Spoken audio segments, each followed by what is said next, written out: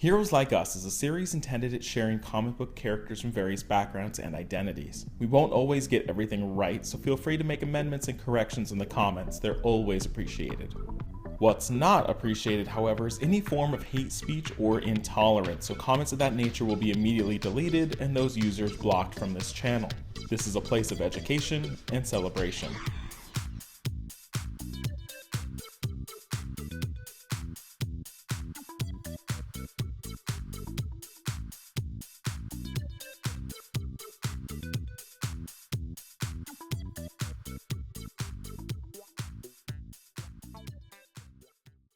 Welcome to Heroes Like Us, our video series where we look at a certain identity and then we talk about comic book characters that have that identity. And today we are doing Latin American countries. Now why I say Latin American countries is because we already did Mexico and Puerto Rico, and we're probably going to do at least another Mexican, another Puerto Rican video, but some of the other countries don't get a lot of love, which means there's not a lot of heroes from them. So this video is going to include some of those countries that maybe only have one or two notable characters. We're going to make sure we include them here. First up, from Marvel Comics and from the country of Brazil, we've got Sunspot, Roberto da Costa. He's a mutant with the ability to absorb solar radiation, and then he can use this to basically make himself indestructible. So he kind of takes on this kind of black, sleek, oily look, which basically means he's indestructible. He can also funnel this energy back out in the terms of, fiery blasts. He can fly. Lately in the comics, Roberto has grown up and taken over his father's business, which makes him now a millionaire. And he bought the criminal organization known as AIM, and he is now using it to benefit the Avengers and to benefit heroes, and he's using that technology for good. He is almost always alongside his best friend, Sam Guthrie Cannonball. They were together in the New Mutants, and then they served on the Avengers together. So they are nearly inseparable. He was featured minimally in the film X-Men Days of Future Past, played by Adon Conto. And I apologize if I pronounced that name wrong. Up next, also from Brazil, we have a DC heroine by the name of Fire, Beatriz Bonilla da Costa.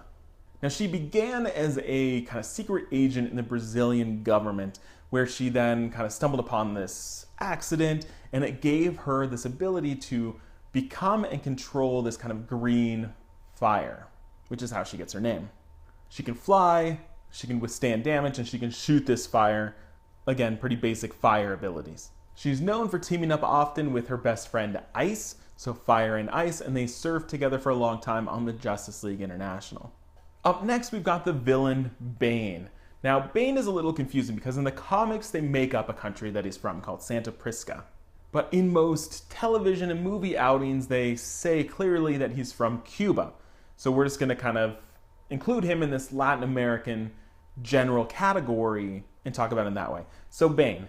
Bane has an interesting backstory that he was born and his father was serving this life sentence in kind of the worst of the worst prisons, like where the worst people go down in Santa Prisca.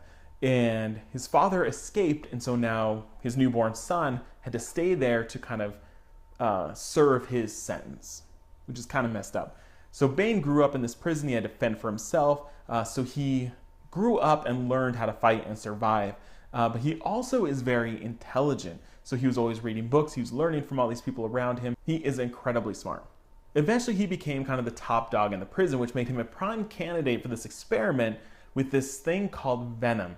And venom is a toxin that is injected into you, and it basically bulks you out. And it says, bam, you're super strong now. But the problem is you become addicted to it. And so you kind of, shoot up this venom and you need it. And so he is kind of known for being this raging monster because the more venom you take, you lose control, you go into a frenzy, and you become addicted to it. Bane was featured in The Dark Knight Rises, played by Tom Hardy.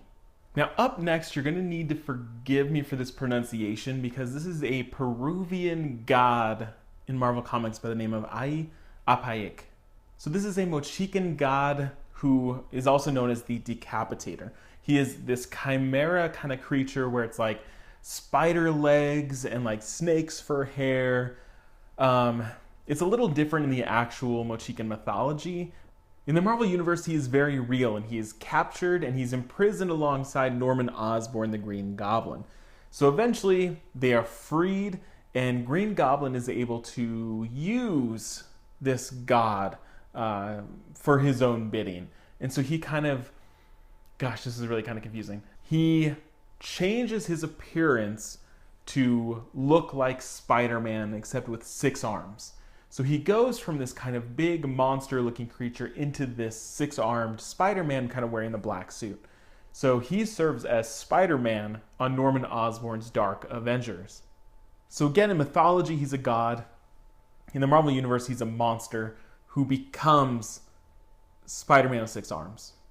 Up next from Marvel Comics, Sofia Montiga, the Wind Dancer from Venezuela. Now, she is a relatively new member of the X-Men, so she's kind of one of the young ones. She can control air and flight. Didn't do a lot, and there's not very good pictures of her, but eventually she lost her powers during the event called M-Day. She still wanted to fight crime, and so she built this suit that had kind of these 6 tentacles, kind of like a Dr. Octopus kind of situation. And so she continued to fight crime that way with these tentacles that could shoot blasts. But as of now, she still has no mutant powers.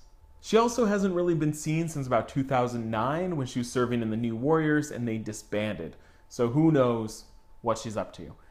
So that is basically it for this video. That is a random handful of other characters from Latin America.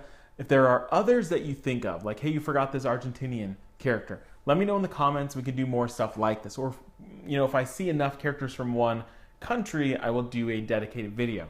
So let me know in the comments what you think. If this was interesting, we'll see you next time on Heroes Like Us.